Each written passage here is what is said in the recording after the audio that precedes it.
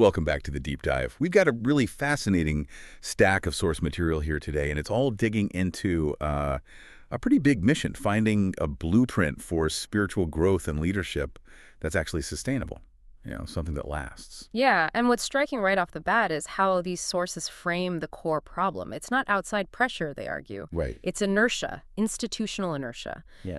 Decades of energy, resources pouring into just maintaining things, keeping the walls up. While the communities right outside those walls often stay untouched. Yeah. That's the stagnation they're talking about, isn't it? Exactly. It's a systemic issue. And that leads to this really powerful analogy they use. The river versus the reservoir. I found that really compelling. It captures the whole needed shift, Yeah. A reservoir holds things. It's stable, maybe beautiful, but it stores. And storage, well, it risks getting stagnant, bureaucratic, mission drift. Okay. A river, though, it's moving, it's dynamic, it multiplies, flows outward, and it actually shapes the landscape around it. So the goal of this deep dive is figuring out the system to get from, let's say, storing to sending. That's it. Moving from being a container to being a conduit. So we're unpacking this equipping and sending strategy. Yeah.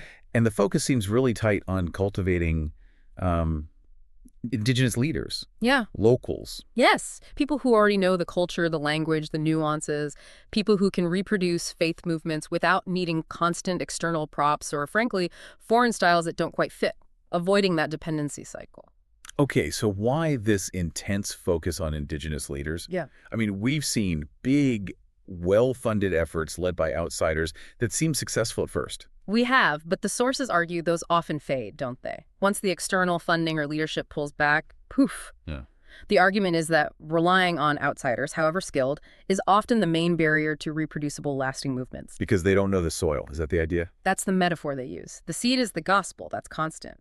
But the soil, that's the culture, the social fabric, the local ways of thinking, the deep needs people have. Outsiders can learn about the soil, but they rarely understand it instinctively. They might plant something, sure, but does the fruit feel authentic? Does it taste right to the locals?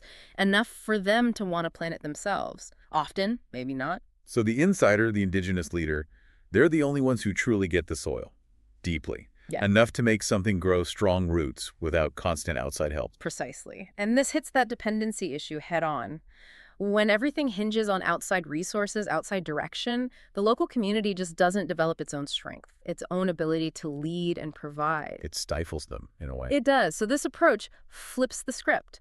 Instead of primarily sending outsiders in, the focus is on raising insiders up, insiders who can genuinely reproduce faith in their own context. Now, this sounds very practical, almost like a modern NGO strategy. Hmm. But the sources root this theologically, right, in a biblical pattern. Oh, absolutely. They point to how God's work often moves, from the specific to the universal, but always starting local. Think about Acts 1:8. Jerusalem, Judea, Samaria. Right, those concentric circles. It starts where you are, with people who are embedded. The energy builds outward from the local witness. You've got to get it right in Jerusalem before you can truly reach Samaria or the ends of the earth effectively.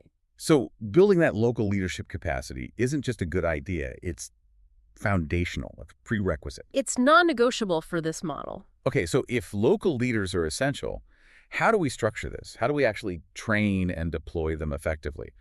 The sources jump straight to Ephesians 4. Yep, verses 11 to 13, the 5 functional gifts: apostles, prophets, evangelists, shepherds, and teachers. Given, as it says, to equip the saints for the work of ministry. And the key word there is equip. These aren't titles for an org chart, necessarily. They're functions, roles needed to build up the whole body. Think of them as the essential DNA for a healthy, reproducing, sending system. Right, not static positions, but active roles. Exactly. And if one of these functions is missing or weak, the whole multiplication engine can sputter and fail. Okay, let's unpack these roles a bit, because how they interact seems crucial. First up, apostles. The sources call them architects and catalysts. Yeah, their role is primarily about pioneering, starting new things, setting vision, designing the basic structures, the governance, the pathways for multiplication. They're the initiators, the risk takers. But here's the twist the sources highlight. Their success isn't measured by what they build themselves. No, That's critical. Success is measured by how effectively they transfer authority, resources, and ownership to the next wave of local leaders. They're meant to be designing for their own departure, essentially, building something that doesn't need them long term. Architecting for departure. I like that. Now, they're paired immediately with prophets, testers of soul and strategy. Why that pairing? Well, think about the apostles' energy. It's forward, fast, visionary. The prophet brings crucial discernment. They're like the quality control, the spiritual check. The pre-launch appraisal, as the sources put it. Exactly. They help spot potential compromise, especially syncretism, that subtle blending of faith with cultural beliefs that might actually undermine the core message. They advise on timing, call things back to core truths. They provide the brakes and the steering correction for the apostles' accelerator. Keeps the expansion healthy, not just fast. Okay, next. Evangelists. The openers and storytellers. Their role seems clear. Yes, but it's nuanced. They are masters of contextual communication. They catalyze initial clusters of faith by sharing the gospel, using local images, stories, metaphors that truly connect. It's incarnational. And it's not just them doing it, is it? No, that's key. They train others locally to tell the story in ways that feel natural within their own community. That makes the opening reproducible by locals. Got it. So people are gathered now. They need care, depth. That's the shepherds or pastors, formers of character. Right. If the apostle pushes outward, the shepherd builds inward. They nurture growth, provide care, model that servant leadership. They ensure the growing community has resilience, depth. So rapid growth doesn't become shallow or brittle. Exactly. Stability here isn't the enemy of mission. Deep character, that stability is the fuel for sustained mission. And finally, teachers. Consolidators of truth. How do they fit into multiplication, especially maybe in places with low literacy? Their role is crucial for long-term health. They translate core doctrine into durable, understandable, reproducible practices and beliefs. They might develop simple catechisms, story-based teaching, things that work without relying on everyone reading dense books. Building curricula that fits the context. Yes, and guarding doctrinal health. They protect the movement from drifting away from core truths over time, which, like syncretism, can really derail things in the second or third generation. Okay, we have the functional team, APEST, the apostle, prophet, evangelist, shepherd, teacher. Now, how do we actually build these leaders? We need the pipeline, the structure. The sources lay out 4 stages: discover, form, send, sustain. That's the framework: discovering potential, forming them, sending them out, and sustaining them in the work. And it seems like stage 2, formation, is where the real magic, or maybe the hard work, happens. Absolutely. This formation stage has to be really intensive, practical, holistic. It pushes back hard against the idea that leadership is primarily formed in a classroom. Right, they push this 70-30 model. Can you break that down? Yeah, it's pretty radical compared to some traditional models. The idea is 70% of the training needs to be hands-on, practical work in the actual ministry context. Doing stuff. Like what? Like going on pastoral visits with a mentor, trying to share faith stories, leading small groups, getting involved in community projects, learning financial stewardship by actually handling small budgets, all under guidance. Okay, real-world application. And the 30%. That's for the focus instruction. Theology, maybe some strategy, governance principles, but it's targeted, practical knowledge directly supporting the 70% practice. The weight is heavily on doing and being formed through experience, not just knowing. But hang on, does that 70-30 split, especially for leaders maybe without much formal education, risk sacrificing necessary theological depth? Are we making it too practical, not rigorous enough? Yeah, that's a really fair and important question. The sources tackle that directly. They argue the 30% isn't less rigorous. It's just hyper-focused on what's essential and reproducible in that context. So practical theology, not abstract academics. Exactly. Theology that translates directly into durable practices. Governance skills needed for self-reliance, strategic thinking for their context. It avoids creating, an academic elite disconnected from the community. The goal is useful, transferable depth, not necessarily scholarly depth that requires external systems. And this practical formation feeds right into that anti-dependency strategy we talked about, avoiding those 2 sins. Right. Colonialism or dependency on one side, and syncretism or compromise on the other. And the financial piece is huge here. How do you ensure financial self-reliance without, crippling new efforts in really poor areas? It's tough, and it requires discipline from the sending or supporting groups. The sources insist you have to teach local stewardship and fundraising right from the very start. Yep. It's got to be part of the DNA. And critically, any external funds. They should primarily be seed grants with clear, upfront sunset clauses. Meaning the funding stops after a set time for things like salaries. Often, yes. Maybe funding stays for specific capital projects or specialized training, but not indefinite operational costs or salaries. Wow, that sounds risky. Couldn't that just guarantee failure if local resources aren't there yet, especially for a leader's basic needs? It feels risky, absolutely. But the sources frame it as necessary for long-term integrity. If someone's salary is perpetually paid from outside, are they truly accountable to the local community or to the foreign paymaster? Yeah. The sunset clause forces the issue of local ownership.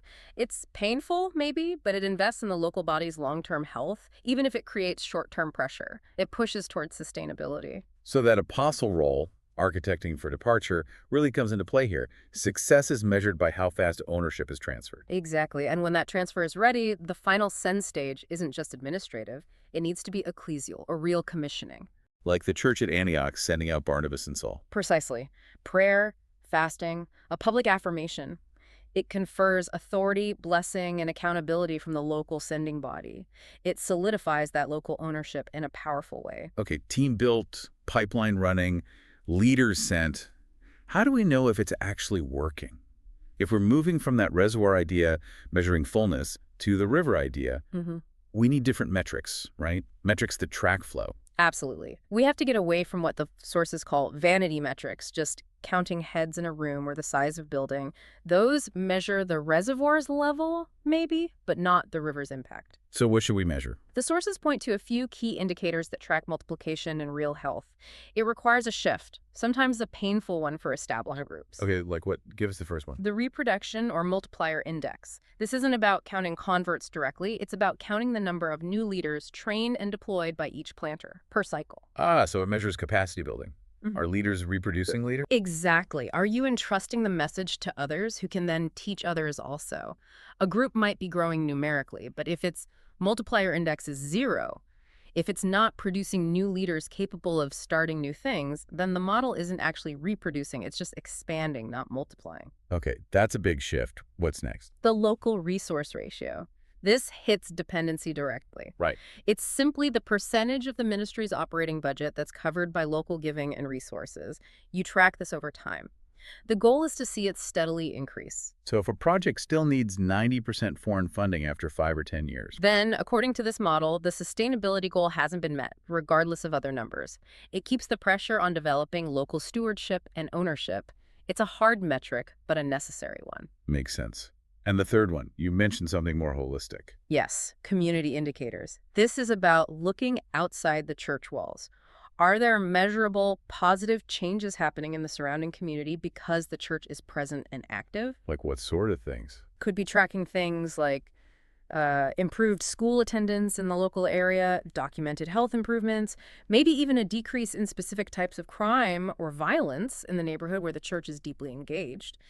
It measures real-world impact. So it connects the church's health to the neighborhood's health. Is it actually shaping the riverbanks? That's the idea. It moves success beyond just internal numbers to tangible missional outcomes. And maybe periodic theological check-ins too, peer reviews, to ensure doctrinal health isn't drifting. Okay, this paints a very different picture of success. Okay. Can you give us one of those quick archetypes again, just to make Yeah. it concrete? Think of that tailor the sources mention. He didn't aim to build a church building. He used his shop, his daily work rhythm, to host story groups, to mentor apprentices. That led to, 3 small house fellowships, all running on marketplace time, not a Sunday-centric model. Reproducing naturally within the existing cult. Exactly. Or the cook who started micro groups around meals, focused on apprenticeship, and each group spun off a new leader within, say, 9 months. They're using the resources and rhythms they already have. That's what makes it stick, what makes it reproducible without massive outside input. #outrout. Wow.